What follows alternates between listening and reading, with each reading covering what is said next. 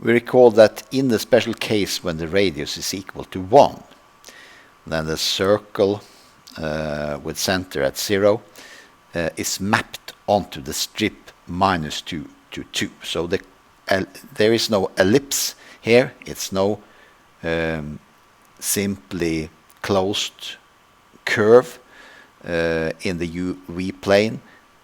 The ellipse is collapsed. So the cases we were discussing previously was the curves going only through the center equal to 0.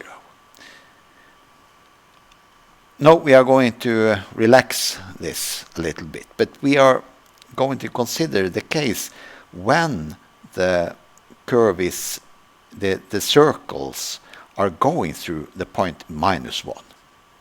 Let's start with the case when it's going through -1 and 1, but the center is lifted a little bit. Let me illustrate what's happening then. Still, we are not getting any simply closed contour in the UV plane. So this circle goes through -1 and 1. The center is lifted a little bit, but the curve here there is no simply closed curve.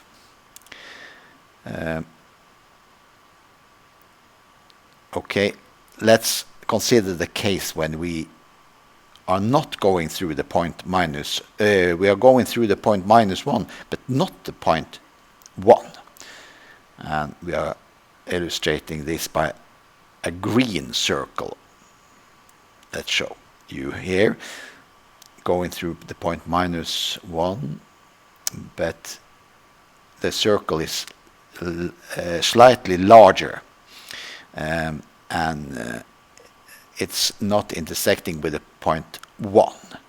Then we have this green curve. It's a simply closed curve, and it reminds us about the airfoil. By choosing other centers, we can get other shapes of this airfoil, which is very useful in the analysis of fluid flow around airfoils. Let's just see what's so special about this point -1. Well, we have that the function, the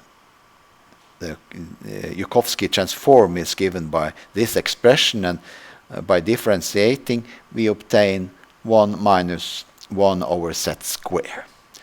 And simplifying this, we obtain this expression, and z square minus 1 can be simplified by this factor, which is z plus 1 times z minus 1.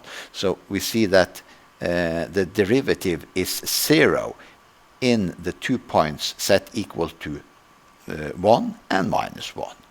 So in these 2 points, the Joukowski transform is not conformal, and this has effect that the mapped curve is not smooth in these points, related to these points.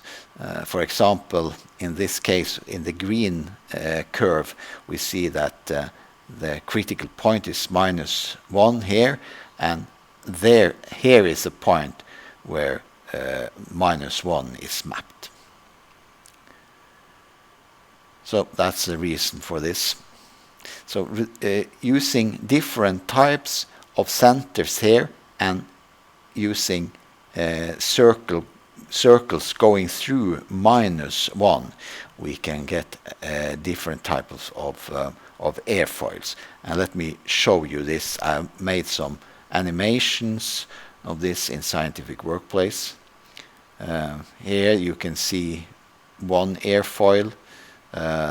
I think this is the case when I use the center 0.1 for the x value and 0.2 for the y value. So the center is in the circle is here somewhere.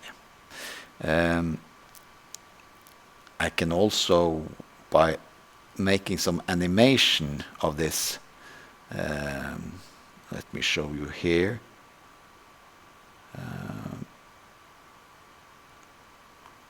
Like this. We see that by choosing different centers, we get this type of airfoils.